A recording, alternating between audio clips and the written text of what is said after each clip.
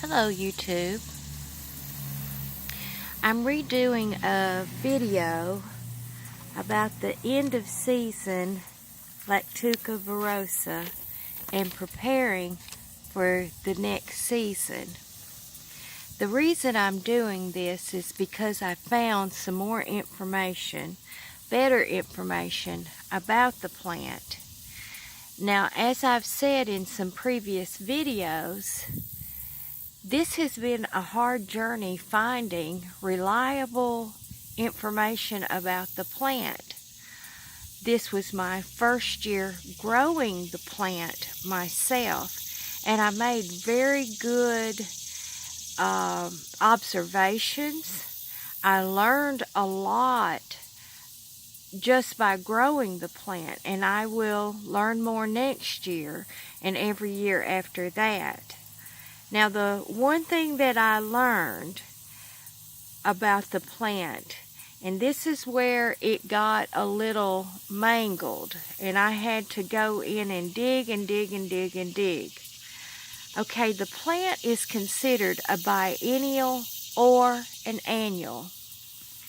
Now, in the plant world, a biennial means that it either grows for 2 years and dies, or it grows every other year.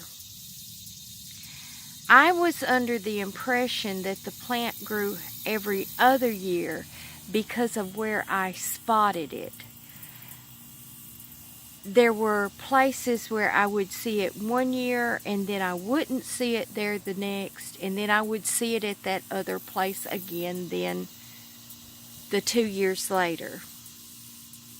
Well, I found where it cleared up that it is a biennial, that it grows for 2 years and then dies down. It is also considered an annual. Now, I imagine this is where it gets into the zones, the growing zones, whether as you would go further north where it's colder. So what I'm going to suggest is that you just simply consider it as an annual. That's why it's important to save the seed heads. Let's just consider it an annual. Let's save the seed heads. Let's sow those seed heads. And then that guarantees us a harvest every year. And let's just disregard that biennial nonsense, because we can't count on that. You know, there's a lot of things that come into play with it being a biennial, would be drought or soil disruption, things like that. If we save those seed head and we sow it, then we know we're going to get plants again. So that's where I wanted to clear that up. Save the seed head.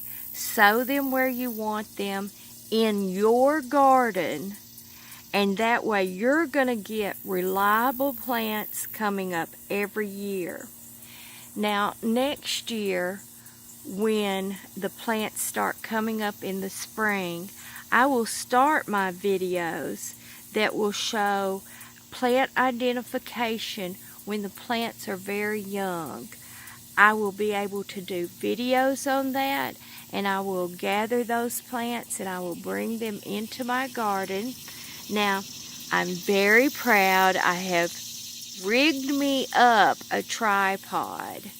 I've used my daughter's camera tripod and a selfie stick, and I have wire tied it together. So, you're not going to be getting shaking anymore, I hope. So, right here, well, let me get my finger in the camera. Okay, right here is the shady spot. Over here is the sunny spot. But this whole area is what's going to be my herbal medicine plant garden. And as you see, I've already started clearing some out. And I will be turning this whole area over. I'm going to be bringing in more mullein plants, the more Virosa plants, I'm going to sow very heavily in the bed red clover, but I wanted to show you that's going to be my corner for my medicinal garden. Now I wanted to speak on that one plant of the tall plant should yield enough for one person if you utilize it just for the leaves, just for a tea, or for a food additive, or for a smoke.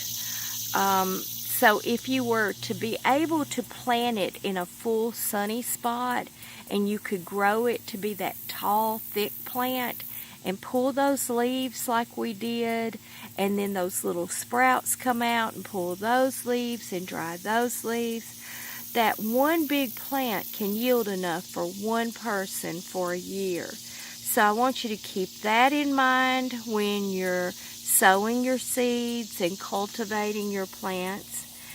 Now, as far as grinding your plants up to make a resin and that kind of thing, if you have enough space to do that, that's great. I just don't have that kind of space, and I think of that as being a little more time consuming, and I have enough luck with the leaves that I don't want to do it that way. The leaves are absolutely beneficial to me. Doing the tea is beneficial, and I will be doing a video later on how I have maximized my health by doing teas only. So I think that utilizing the plant for the leaves and making it as a tea is a long-term way to maximize your health and to get the best yield out of the plant. Now there was something else. I'm learning to use a script so that I stay on task because I tend to wander.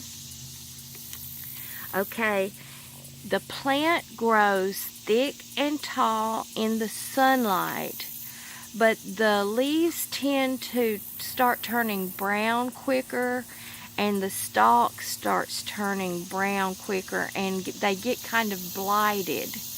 Now, if you plant the seed in a shady location, the plant stays smaller and the leaves are smaller, but they stay in better condition, and there is a longevity to the plant. The plant that is in the shade right over here, I've still got 8 plants over there that still are yielding leaves for me, and I am still pulling them, and they are still sprouting out. So I am still yielding leaves regularly.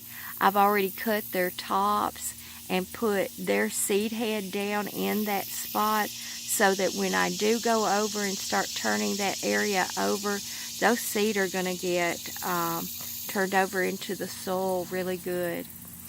So I did want to redo this video so it was a better video with better information. I have really been surprised at the lack of information out there on a plant that has been used for thousands of years. There's not a book that I've found. There's not anything about the growing of the plant. Now there's the use of the plant. I found that the lactuca family, there are actually about 20 different varieties that are used in different areas. There's several that grow in England. There's several that grow in Asia. Across North America, there's several different varieties. Of course, here in the South, we've got these 2 varieties that I'm familiar with, the Cereola and the Virosa. But I'm just so surprised that it has not been cultivated and that there is not a book on how to grow it. What the life cycle is from the planting of the seed, the plant as a young plant, as it grows, as it dies off. I find this on almost every other wild plant. Why do I not find this on this plant? So I'm struggling still again, like I did with my first year of finding these things out. But I'm trying to bring you the best information on this plant that I can. So if you see a video appear and then disappear, it's because I have found better information and I'm going to bring you that information. So again, we're going to consider this plant an annual. We're going to sow it by seed, and we're going to harvest it every single freaking year because we're going to relieve ourselves of pain and have better quality of life. Thank you, YouTube, and you have a great day.